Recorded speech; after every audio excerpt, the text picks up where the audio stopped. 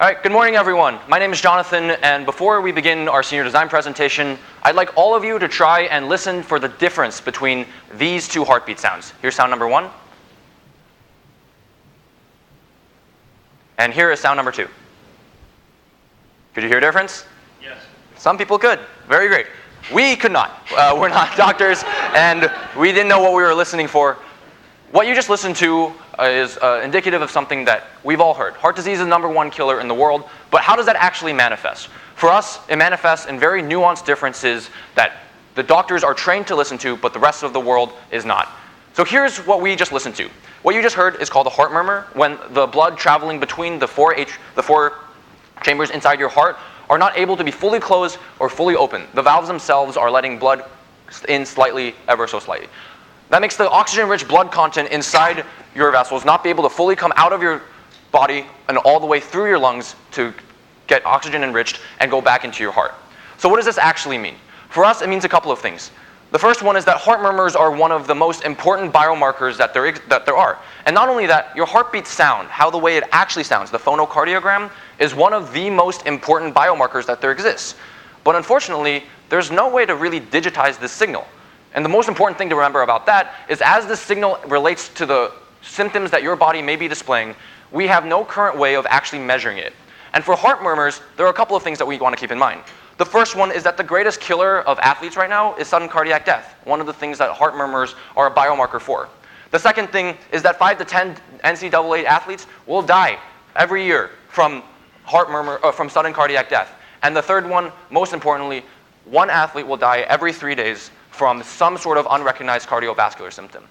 The interesting thing about these metrics is that all of them have something that looks like a solution. And it's this thing, this 150-year-old device that we've all listened to, had been very intimately familiar with. It's been placed all over our body. But unfortunately, as this device relates to us, it's not something that is viable. It's not viable because cardiologists can't stay with you when you're at the gym. Cardiologists can't visit you when you're at the nurse. Cardiologists have problems whenever they're not outside their own hospital office walls. So let's see what we can do here. What are we missing with this stethoscope being confined to the hospital walls? Well, it turns out that for us, we think it's a couple of things. If we can turn this file, this 150-year-old device, into something that's more accessible, into a digitized audio signal, what do we think we can do?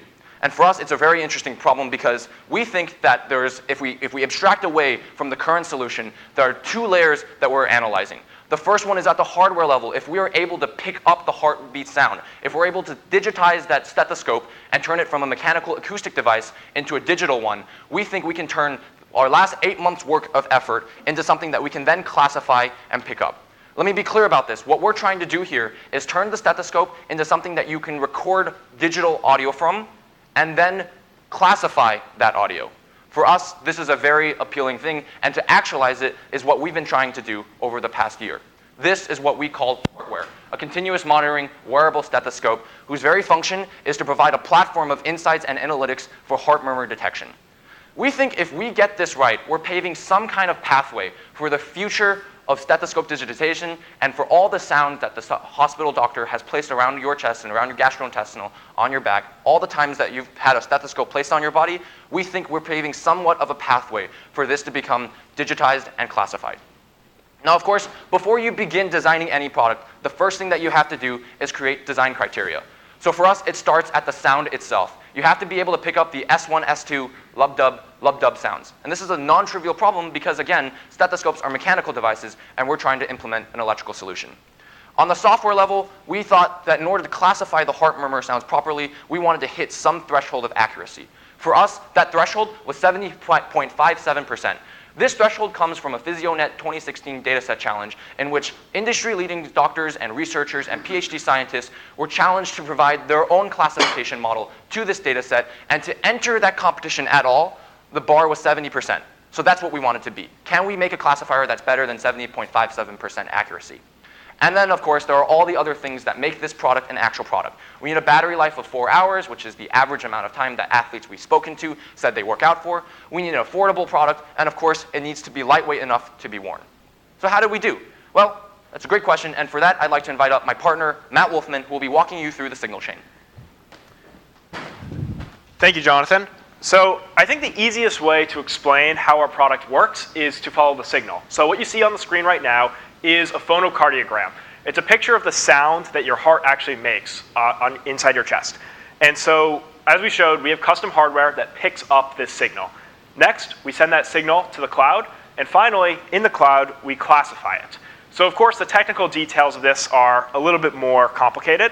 But today for this presentation, I want to walk you through the hardware end and the software in the cloud end. So I want to start with the hardware. So you see our device here, and what is that thing in the middle? Well, that's our sensor. What is it? It's a piezoelectric sensor. Why don't we just use a normal microphone like I'm wearing right now? Well, microphones are too good at their jobs. They pick up too many noises. If you're an athlete on the field and your coach is yelling you instructions, or the wind's blowing, you're running around, it's going to pick up too much outside noise. So instead, we use a sensor that resistively picks up the noise traveling on your chest. And to demonstrate how this works, I think this video will do best.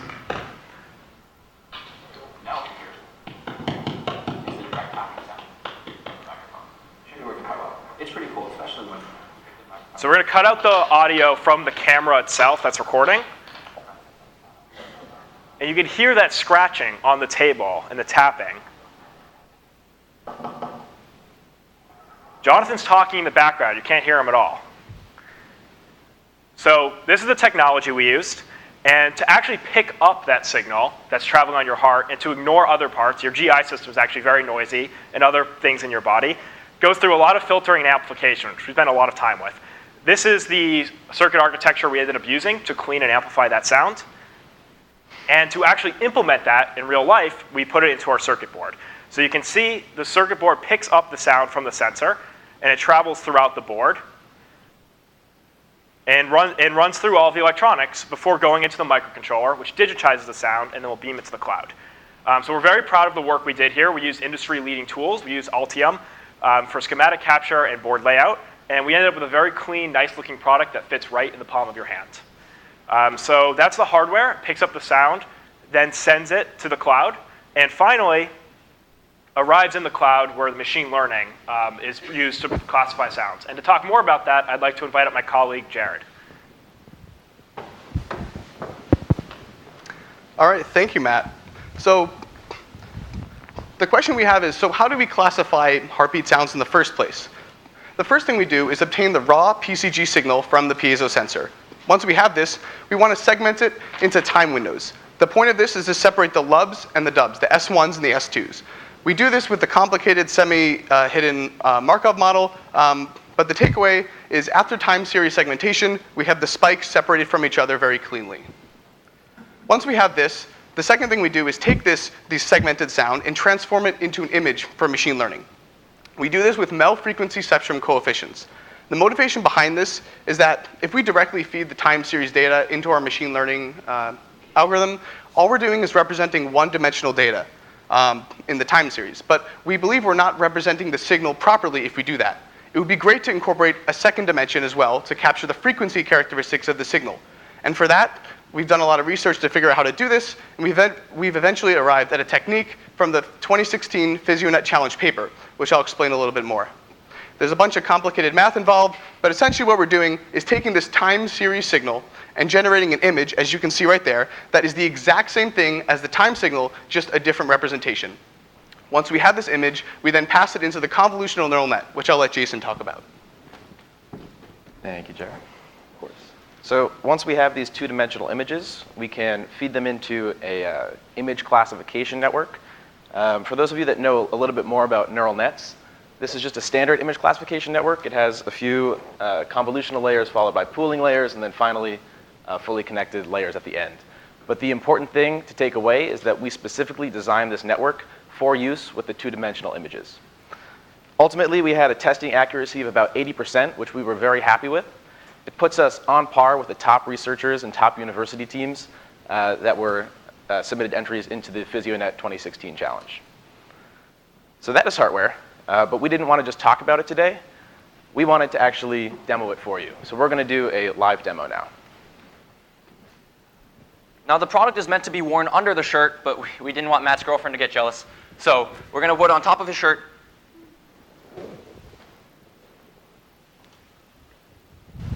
As you can see right now, there are a couple of things happening. The strap that we're wearing on the stethoscope device, the Heartware product itself, will provide enough mechanical tension towards the device against his chest so that we can actually monitor it. Now, before we get started, it is important to note that we have the senior design law of demos, which is that the probability of failure during a live demo is directly correlated with the number of people watching. So take that into mind. All right. But it looks like it is working, so let's go and explain what we see here. On top, we can see the raw heartbeat signal that's coming from the device that's on match test. And below it, we can see the signal that looks a little cleaner. We can see the lubs and the dubs. It's filtered through software. And now, if we scroll back up and click Classify, what's happening is yes, there we go. The classifier is reading the time series signal in a bunch of time windows and trying to predict whether it is a normal or abnormal heartbeat sound. So as we can see, the accuracies, we have 93% confident of normalness, and basically these are switching every 5 seconds. But as we can see, this is the functionality of the project. So that concludes the demo portion of this video. Of course, when we're talking about the actual product, we see this dashboard being available for all the coaches and all the athletes for readily available, and it'll alert them whenever it detects problems. So did we meet our design metrics that we started at the beginning? We said a couple of things. The first one, we wanted to be able to pick up the sound, and we were able to do that. All the images, diagrams that you've seen were taken directly from our stethoscope device. Next thing, we wanted to beat the classification accuracy of 70.57%. We beat that by over 9%. And of course, we wanted to have a good battery life. We actually achieved that by more than double. We wanted a strong weight savings. Now, of course, weight will depend on how much battery life you want to give the product. And lastly, we wanted to make the cost of goods sold affordable, somewhere between the Apple Watch and Fitbit range.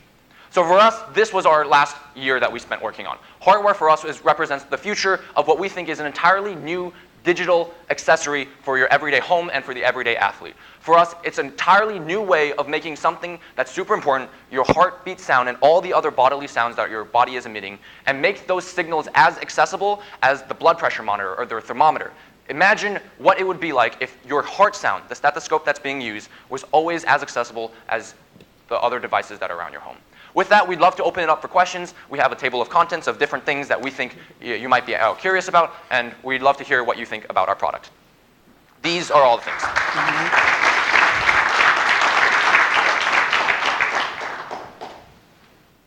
Yes? I'm curious, did you think about using this on children, for example? Because, recess, for example, the doctor listens to their heart in the doctor's office, but maybe they have a problem that would only show up when they're running around. Absolutely. So there are a couple of things. We've talked to a couple of doctors, and they've mentioned, it's interesting, nurses themselves sometimes can't put the stethoscope location directly where the child's heart should be located for proper murmur classification with their ears. So this is another use case that we've thought about as well, selling directly to schools for nursing applications. We also considered first responders. So firefighters, for example, a top cause of death for them is sudden cardiac death or cardiac emergencies. Yes? Yeah, there are a lot of heart rate monitors, wearable heart rate monitors. Do they not detect heart murmurs? Yeah, great question. If we go to the competitors slide on the thing, you'll see that there are a couple of products that you're already familiar with. Fitbit, Apple Watch, and all of these devices are great. But the key thing to remember with, something just happened. The key thing to remember with heartbeat signals themselves is that when you're wearing an Apple Watch, it's not listening to your heart. No, Yeah. it's not sound, but there are chest straps. The chest straps are reliant on galvanic skin response. Basically what those are is just detecting resistance. They also can't hear your heart. That's what I'm asking. I mean, heart murmurs, are there certain conditions that are only heard that can't detect others? Yes, there are many conditions, and if you can imagine all the times the stethoscope has been placed, those cannot be replaced with other electronic devices. Kind of a first filter to hear everything and just that's what you're saying there's something that wouldn't pick up at all. You wouldn't. EKG doesn't pick anything? An EKG doesn't hear the heart sound. You need a specific sound signature in order to pick up the sound. Yeah. So from the doctors that we've spoken to, there are murmurs that are specific, like precursors for sudden cardiac death. You can't see murmurs on an EKG because it's sound only. You can only pick them up with an audio device. That's true. Do they not have any devices in hospital places where they really just make recordings and catalog the data and then analyze it over gazillions of people? That's a great question. The first doctor we talked to said if the only thing our product did was be able to hear your heart and recorded it into a database, that would be huge for him. And he says it doesn't exist. Just that first hardware layer. Yeah. I don't know if you do the analysis on the device. It's much better off just storing it, downloading it, and letting people, and then letting the doctors figure out what works. Yes. How does the Physio Net challenge collect that data? The Physio Net Data Set was research who got granting from the NSF, and what they did was then they classified, or they took all the current heartbeat recordings that existed, and then they pulled them together for distributed use. And yeah, it was done with electronic recording devices in noisy environments, not noisy environments, on different like tools basically to record it. So it wasn't all done with one like clean stethoscope. Yeah, to be clear, there are digital stethoscopes they use for that, but the way our product differentiates itself is as a wearable, continuous monitoring digital stethoscope. It's very different than being in a lab environment where you can just place the digital thing on you, which is what's called. That's all the time we have. Okay. Thank you very much. Thank All you. right, thank you. Thank you.